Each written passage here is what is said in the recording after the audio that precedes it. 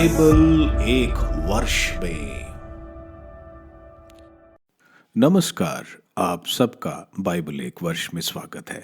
आप सब ने जो कदम उठाया है प्रभु के वचन सुनने के लिए, यह हमारे जीवन के अंधेरों को दूर करेंगे और हमें प्रभु के प्रकाश में चलाएंगे। आज हम सैमुअल के दूसरे ग्रंथ का अध्याय 10, 11, अय्यूब के ग्रंथ का अध्याय 40 और प्रवक्ता ग्रंथ का अध्याय 9 सुनेंगे।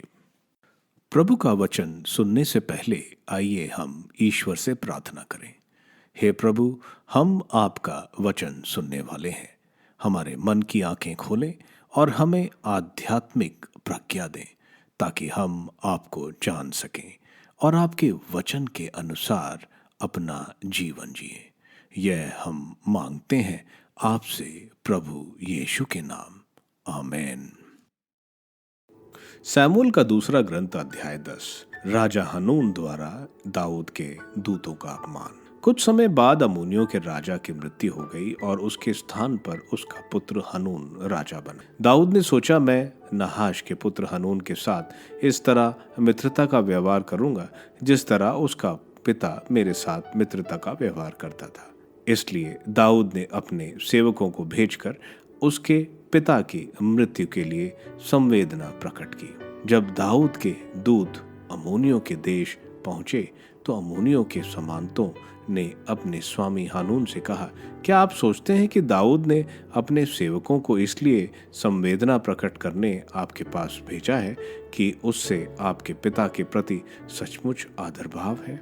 नहीं, दाऊद ने अपने सेवकों को आपके यहाँ नगर की ठो लेने, उसका भेद जानने और उसका सर्वनाश करने भेजा है। इसलिए हनून ने दाऊद के सेवकों को पकड़वाया, उनकी आधी दाढ़ी कटवा डाली और जांग तक आधा वस्त्र कटवा डाला। इसके बाद उसने उन्हें वापस भेजा। जब दाऊद को इसका समाचार मिला तो उसने उनसे मिलने दूत भेजे क्योंकि वे अत्यंत लज्जित थे। राजा ने उसे कहलवाया, जब तक तुम्हारी दाढ़ी फिर से पूरी ना बढ़े तब तक यरीको में ही रुके रहो। इसके बाद घर लौटो। अम्मोनियों से दाऊद का पहला युद्ध। जब अम्मोनियों को पता चला कि दाऊद को उनसे घृणा हो गई है तो वह दूत भेजकर बेच रहोब के अमोरियों और सोबा के अरोमियों के 20,000 पैदल सैनिक, माका के राजा से 1,000 सैनिक और टोब के निवासियों से 12,000 सैनिकों अपने यहाँ किराए पर ले आए। यह सुनकर दाऊद ने योआब के वीर योद्धाओं की सारी सेना के साथ भेजा। अमोनी निकलकर फाटक के सामने पंक्तियों में खड़े हो गए। सोबा और रोहाब ने अमोरियों एवं टोब और माका के सैनिकों ने खुले मैदान में अलग अलग पड़ा डाला। जब योआब ने देखा कि सामने और पीछे की ओर से आक्रमण का भय है तो उसने इजराइल के कुछ सर्वोत्तम सैनिकों को चुना और उन्हें अरोमियों का सामना करने भेजा। उसने अपनी शेष सेना को अपने भाई अभिषय के नेतृत्व में अम्मोनियों का सामना करने भेजा। उसने कहा, यदि अरामी मुझसे अधिक प्रबल होंगे तो तुम्हें मेरी सहायता करनी पड़ेगी, और यदि अम्मोनी तुमसे अधिक प्रबल होंगे तो मैं तुम्हारी सहायता करूंगा। टारस रखो, हम अपने लोगों और अपने ईश्वर के नगरों के लिए लड़ें। प्रभु वही करे जो उसे उचित प्रतीत हो। जब योआब अपने लोगों के साथ अरामियों पर आक्रमण करने आगे बढ़ा तब वह उसके सामने से भाग खड़े हुए। ज्यों ही अम्मोनियों ने देखा कि अरामी भाग रहे हैं और वह अभिषय के सामने से भाग निकले और उन्होंने नगर में शरण ली। इसके बाद योआब ने अम्मोनियों को छोड़ दिया और यरूशलेम लौट आया। अरामियों पर दाऊद की विजय। जब अरामियों ने देखा कि वे इजरायलियों से हार गए हैं तो वे फिर से एकत्रित हुए। हददेजेर ने फरात नदी के उस पार रहने वाले अरामियों को बुलाया। वे हेलाम गए। हददेजेर का सेनापति शोबक उनका नेतृत्व करता था। जब दाऊद को यह समाचार मिला कि वह सब इजरायलियों को एकत्रित कर और यार्दन पार कर हेलाम आया, अरामी दाऊद का सामना करने के लिए व्यूह रचना कर उसके विरुद्ध लड़ने गए, परंतु अरामियों को इजरायलियों के सामने से भागना पड़ा। दाऊद ने अरामियों के 700 रथियों और 40,000 घुड़सवारों को मार गिराया। उनका सेनापति शोबक इतना घायल हो गया कि वहीं उसकी मृत्यु हो गई। जब हददेजेर के अधीन सब राजाओं ने देखा कि वे इजरायलियों द्वारा पराजित हो गए हैं, तो उन्होंने उनके साथ संधि कर ली, वे उनके अधीन हो गए। इसके बाद अरामी अम्मोनियों को सहायता देने से डरने लगे। सैमुएल का दूसरा ग्रंथ अध्याय 11। अम्मोनियों से दाऊद का दूसरा युद्ध। वसंत के समय जब राजा लोग युद्ध के साथ प्रस्थान किया करते हैं, दाऊद ने अपने अंगरक्षकों और समस्त इजरायली सेना के साथ योआब को भेजा। उन्होंने अम्मोनियों को तलवार के घाट उतारा और राबा नामक नगर को घेर लिया। दाऊद यरूशलेम में रह गया। दाऊद संध्या समय अपनी शैया से उठकर महल की छत पर टहल ही रहा था कि उसने छत पर एक स्त्री को स्नान करते देखा। वह स्त्री अत्यंत रूपवती थी। दाऊद ने उस स्त्री के विषय में पूछताछ की और लोगों ने उससे कहा, यह तो एलियाम की पुत्री और हित्ती उरिया की पत्नी बतशेबा है। तब दाऊद ने उस स्त्री को ले आने के लिए दूतों को भेजा। वह उसके पास आई और दाऊद ने उसके साथ रमण किया। वह अपनी अशुद्धता से मुक्त हो गई थी। इसके बाद वह अपने घर लौट गई। उस स्त्री को गर्भ रह गया और उसने दाऊद को कहला भेजा कि मैं गर्भवती हूँ। तब दाऊद ने योआब को यह आदेश दिया, हित्ती उरिया को मेरे पास भेज दो। योआब ने उरिया को दाऊद के पास भेजा। जब उरिया उसके पास आया तो दाऊद ने उससे योआब, सेना और युद्ध का समाचार पूछा। इसके बाद उसने उरिया से कहा, अपने घर जाकर स्नान करो।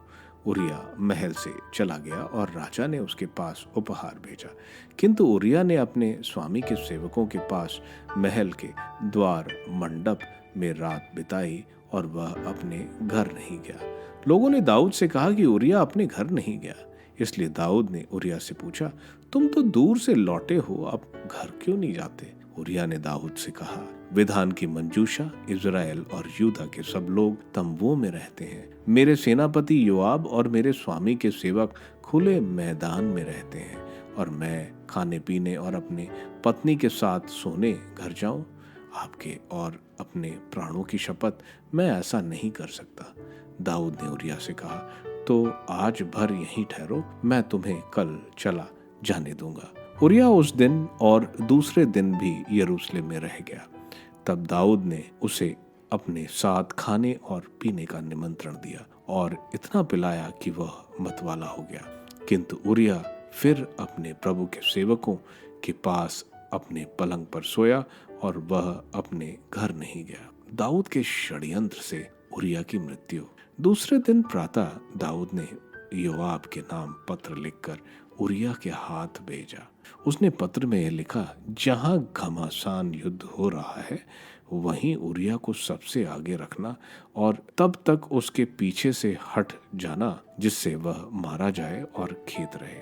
इसलिए योआब ने नगर के घेराव में उरिया को एक ऐसे स्थान पर रखा जिसके विषय में वह जानता था कि वहां शूरवीर योद्धा तैनात थे। नगर के निवासी योआब पर आक्रमण करने निकले। सेना और दाऊद के अंगरक्षकों में से कुछ लोग मारे गए और हित्ती उरिया भी मारा गया। योआब ने दाऊद को युद्ध के सब समाचार देने के बाद एक आदमी भेजा। उसने उस दूत को आज्ञा दी, जब तुम राजा को युद्ध का समाचार सुना चुके हो तो हो सकता है कि राजा का क्रोध भड़क उठे और वह तुमसे पूछे, तुम लोग लड़ते हुए नगर के इतने निकट क्यों चले गए? क्या तुम्हें मालूम नहीं था कि लोग दीवार के ऊपर से निशाना लगाते हैं? यरूबशेत के पुत्र अबीमेलेक को किसने मारा था? क्या किसी स्त्री ने दीवार पे से चक्की की ऊपरी पार्ट नीचे नहीं फेंका था जिससे वह तिबेस में मर गया? तुम दीवार के इतने नजदीक क्यों गए? तब तुम उनसे यह कहना कि आपका सेवक हित्ती उरिया भी मर गया। उस दूत ने आकर दाऊद को योआब का पूरा समाचार बता दिया। दूत ने दाऊद से कहा, शत्रु हमसे अधिक प्रबल थे, उन्होंने खुले मैदान तक हम पर आक्रमण किया, परंतु हमने उन्हें नगर के फाटक तक भगा दिया। लेकिन दीवार पर से तीरंदाजों ने आपके लोगों पर बाढ़ छोड़ दिए। इससे राजा के कई सेवक मारे गए और आपका सेवक हित्ती उरिया भी मर गया। दाऊद ने दूत से कहा, योआब से कहना कि इस बात की कोई चिंता ना करो, क्योंकि तलवार कभी इसको खाती है तो कभी उसको। शक्ति बटोर कर उस नगर पर फिर आक्रमण करो और उसका विनाश कर डालो। ऐसा कहकर उसको ढारस बंधाओ। उरिया की पत्नी से दाऊद का विवाह। जब उरिया की पत्नी ने यह सुना कि उसका पति उरिया मर गया है, तो उसने अपने पति के लिए विलाप किया। जब वो शोक मना चुकी, तब दाऊद ने उसे अपने घर में रख लिया। वह उसकी पत्नी बन गई और उससे एक पुत्र उत्पन्न हुआ। लेकिन दाऊद ने जो किया वह प्रभु को अच्छा नहीं लगा। अय्यूब का ग्रंथ अध्याय 40। प्रभु ने अय्यूब को संबोधित करते हुए कहा, जो सर्वशक्तिमान के साथ बहस करता है, क्या वह चुप रहेगा? जो ईश्वर पर अभियोग लगाता है, क्या उसे और कुछ कहना है? अय्यूब ने यह कहते हुए प्रभु को उत्तर दिया, मैं कुछ भी नहीं हूँ, मैं तुझे क्या उत्तर दूं? मैं होठों पर अपनी उंगली रखता हूँ। मैं एक बार बोला, मैं दोबारा उत्तर नहीं दूंगा। मैं 2 बार बोला, मैं और कुछ नहीं कहूंगा। प्रभु ने आंधी में से अय्यूब को इस प्रकार उत्तर दिया, शूरवीर की तरह कमर कसकर प्रस्तुत हो जाओ। मैं प्रश्न करूंगा और तुमको उत्तर देना पड़ेगा। क्या तुम सचमुच मेरा निर्णय अस्वीकार करना और अपने को निर्दोष सिद्ध करने के लिए मुझ पर अभियोग लगाना चाहते हो? क्या तुम्हारा बाहुबल प्रभु के जैसा है? क्या तुम्हारी वाणी प्रभु के मेघ गर्जन जैसी है? तो अपने प्रताप के आभूषण धारण करो, महिमा और ऐश्वर्य के वस्त्र पहन लो। अपने क्रोध की बाढ़ बहा दो, सभी घमंडियों को नीचा दिखाओ। अपनी क्रोध भरी दृष्टि मात्र से घमंडियों को झुकाओ, सभी दुष्टों को कुचल दो। उन सब को एक साथ मिट्टी में दफना दो, उन्हें अधोलोक में बांध लो। तभी मैं तुम्हारे सामने स्वीकार करूंगा कि तुम्हारा भुजबल तुम्हारा उद्धार कर सकता है। बहेमौत को देखो, मैंने उसे बनवाया है जैसे तुम हो। वह बैल की तरह घास खाता है, फिर भी उसकी कमर में कितनी शक्ति है, उसके शरीर की मांसपेशियां में कितनी ताकत है। वह अपनी पूंछ को देवदार की तरह कड़ी करता है, उसकी जांघों की नसें चुस्त हैं, उसके हड्डियां कांसे की नलियां जैसी हैं और उसके पैर लोहे के दंडों जैसे। वह ईश्वर की उत्कृष्ट कृति है। वह अपने साथियों पर राज्य करता है। पहाड़ी और मैदान के पशु उसके अधीन होकर उसके आसपास खेलते कूदते हैं। वह कमल के पौधों के नीचे दल दल के नरकटों की आड़ में पड़ा रहता है। कमल के पौधे उस पर छाया करते हैं, तट के मजनू उसे घेरे रहते हैं। नदी में बाढ़ आने पर वह नहीं घबराता, यर्दन भले ही उसके मुंह तक आ जाए, वह विचलित नहीं होता। कौन उसकी आंखें फोड़कर और उसके नाक छेद कर उसे फंसा सकता है? क्या तुम लिब्यातान को बंसी से फंसाओगे या उसकी जीभ को रस्सी से बांधोगे? उसकी नाक में नकेल डालोगे या उसका जबड़ा कांटे में छेदोगे? क्या वह तुमसे अनुनय विनय करेगा? क्या वह तुम्हारे चापलूसी करेगा? क्या वह तुम्हारे साथ संधि करेगा जिससे वह जीवन भर तुम्हारा सेवक बना रहे? क्या तुम्हें गौरैया जैसे उसके साथ खेलोगे और उसके अपनी पुत्रियों के लिए बांधे रखोगे? क्या मछुए उसकी बिक्री का प्रबंध कर सकते हैं? क्या व्यापारी उसे आपस में बांटेंगे? क्या तुम उसका चमड़ा शरों से बांधोगे और उसका सिर कांटेदार बर्छी से? यदि तुम उस पर हाथ लगाओगे तो वह लड़ाई तुमको सदा याद रहेगी, तुम्हें फिर ऐसा करने का साहस नहीं होगा। प्रवक्ता ग्रंथ अध्याय 9। स्त्रियां संबंधी परामर्श। तुम अपनी प्रिय पत्नी से ईर्ष्या मत करो, कहीं ऐसा ना हो कि वह तुम्हारी शत्रु बन जाए। किसी स्त्री के प्रति इस तरह अशक्त मत बनो कि वह तुम पर शासन करने लगे। किसी वैश्या के निकट मत जाओ, कहीं ऐसा ना हो कि तुम उसके जाल में फंस जाओ। किसी गायिका की संगति मत करो, कहीं ऐसा ना हो कि तुम उस पर आसक्त हो जाओ। किसी युवती पर दृष्टि मत डालो, कहीं ऐसा ना हो कि उसका सौंदर्य तुम्हारे पतन का कारण बन जाए। वैश्याओं पर आसक्त मत हो, कहीं ऐसा ना हो कि तुम अपनी विरासत खो दो। नगर की गलियों में मत मारे मारे फिरो और उसके एकांत स्थानों में मत भटको। सुंदर स्त्री से अपनी दृष्टि हटा लो और पराई सुंदरी को मत निहारो। स्त्री के सौंदर्य के कारण बहुतों का विनाश हुआ, वासना उसके कारण आग की तरह भड़क उठती है। विवाहिक परस्त्री की संगति मत करो, उसके साथ बैठकर मदिरा मत पियो, कहीं ऐसा ना हो कि तुम उस पर असक्त हो जाओ और वासना के कारण तुम्हारा विनाश हो जाए। मानवीय संबंध, पुराने मित्र का परित्याग मत करो, क्योंकि नया मित्र उसकी बराबरी नहीं कर सकता। नया मित्र नई अंगूरी के सदृश है, पुराने हो जाने पर तुम उसे रुचि से पियोगे। पापी की सफलता से ईर्ष्या मत करो, तुम नहीं जानते कि उसका अंत कितना दुखमय होगा। दुष्टों की समृद्धि की प्रशंसा मत करो, याद रखो कि मृत्यु से पहले उन्हें दंड दिया जाएगा। प्राण दंड का अधिकार रखने वाले से दूर रहो और तुम्हें मृत्यु के भय का अनुभव नहीं होगा। उसके निकट आने पर अपराध मत करो, कहीं ऐसा ना हो कि वह तुम्हारे प्राण हर ले। समझ लो कि तुम फंदे के बीच चलते हो और नगर के प्रचीर पर टहलते हो। इसमें सावधान रहो कि किसके साथ मेल जोल रखते हो। ज्ञानियों से परामर्श करो, समझदार लोगों की संगति करो और सर्वोच्च प्रभु की आज्ञाएं की ही चर्चा करो। धर्मियों के साथ भोजन करो और ईश्वर के प्रति श्रद्धा पर गौरव करो। शिल्पकार की कुशलता के कारण कृति की प्रशंसा होती है और अपने वचनों के कारण शासक प्रज्ञ माना जाता है। बकवादी अपने नगर में संकट पैदा करता है और अंधाधुंध बोलने वाले व्यक्ति से लोग बैर करते हैं। सैमुअल के दूसरे ग्रंथ के अध्याय 10 में हम अमोनाइट्स और अर्मियंस से युद्ध देखते हैं। दाऊद के साथ एमोनाइट्स के राजा की दोस्ती थी।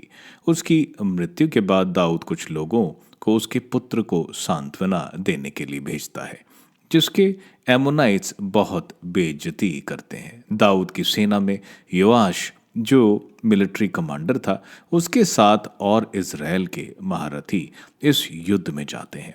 दाऊद इस युद्ध में नहीं जाता है। एमोनाइट्स इज़राइल से लड़ने के लिए आर्मियन के भाड़े के सैनिक लाते हैं।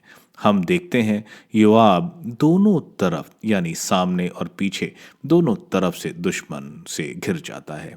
योआब आर्मियन के भाड़े के सैनिकों से युद्ध करता है और अबिशाई योआब का भाई अमोनाइट्स के साथ। योआब आर्मेनियन के भाड़ों के सैनिकों को बुरी तरह हराता है। यह देखकर एमोनाइट्स भी भाग जाते हैं। इसके बाद आर्मेनियन सेना हेलैम जो यार्दन के पार है वहां इकट्ठी होती है, सीरियन जनरल शोबाश के नेतृत्व में।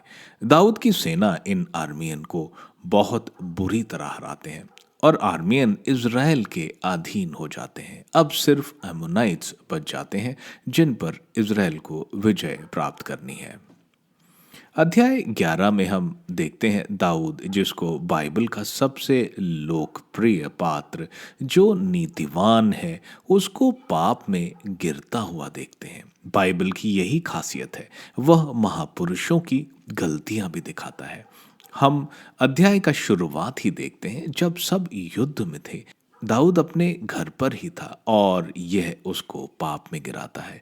दाऊद के किले की छत से पूरा शहर नजर आता था। उसको बैतशीबा, जिसका पिता और पति उरैया दोनों दाऊद की सेना में कमांडर्स थे, दाऊद बैतशीबा को छत पर नहाते देखता है और वह अपनी कमजोरी पर नियंत्रण नहीं रख पाता और बैतशीबा के साथ सो जाता है।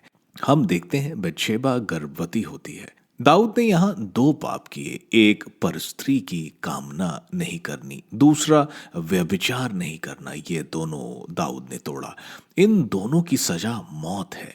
इसको छुपाने के लिए वो योआब को बोलकर उरिया, जो एक अन्य जाति का था, उसको बुलाता है ताकि वह अपने घर जाए, ताकि उस बच्चे पर दाऊद का नाम ना आए। उरिया जो अन्य जाति का था वो दाऊद से ज्यादा धार्मिक है। हम देखते हैं क्योंकि वो अपने घर आकर भी घर पर नहीं सोता, वो राजा के सैनिकों के साथ सोता है, क्योंकि युद्ध के दौरान सैनिक स्त्री से संबंध नहीं रखते थे। इसके अलावा जब उसका कमांडर युद्ध में है तो वह बोलता है कि मैं कैसे घर पर जाऊं। दाऊद, हम देखते हैं, उरिया की मृत्यु का फरमान उसके हाथ में ही योआब को भेजता है और उसको दुश्मनों के हाथ मरवाने को बोलता है।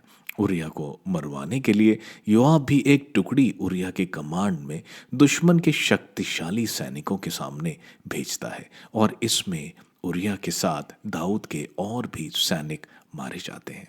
इस तरह एक पाप को छुपाने के लिए और पाप किए गए, जिसमें योआब भी दाऊद के पाप में शामिल था। आगे हम देखते हैं मृत्यु के शोक के बाद दाऊद बैतशेदा से विवाह कर लेता है। लेकिन ईश्वर दाऊद की इस हरकत से नाराज थे, जिसको हम कल देखेंगे। आयुब के ग्रंथ के अध्याय 40 में हम देखते हैं ईश्वर भवंडर से बोल रहे हैं। आयुब ईश्वर के सामने कुछ बोल नहीं पा रहा है। ईश्वर शक्तिशाली जीव बेहेमोथ यानी हिप्पोपोटामस के बारे में बोल रहे हैं, जो शक्तिशाली है, जिसको कोई मनुष्य अपने वश में नहीं कर सकता। यह अध्याय ईश्वर की महान शक्ति और प्रज्ञा दिखाती है, जिसके सामने मनुष्य ना के मात्र है। प्रवक्ता ग्रंथ के अध्याय 9 में हम देखते हैं बेनसिरा हमें अलग अलग तरह की हिदायतें दे रहे हैं। पर स्त्री व्यभिचारिणी और सुंदर स्त्रियों से दूर रहो, कहीं अपने मन की वासनाओं में ना गिर जाओ। यह हमने आज दाऊद में देखा, किस तरह एक ईश्वर का सबसे प्रिय सेवक इस कमजोरी की वजह से पाप में गिर गया। आगे दोस्ती के बारे में और अपना समय धार्मिक लोगों की संगति में बिताओ और ईश्वर की महिमा श्रद्धापूर्ण डर के साथ करो। आप सबको धन्यवाद ईश्वर के वचन सुनने के लिए। मैं आपसे विनती करता हूं कि आप बाइबल एक वर्ष में को दूसरों के साथ शेयर करें, क्योंकि प्रभु का वचन स्वयं प्रभु यीशु है। प्रभु को दूसरों को देने वालों को प्रभु की आशीष जरूर मिलेगी। मैं आप सबका बड़ी बेसब्री से कल इंतजार करूंगा। धन्यवाद।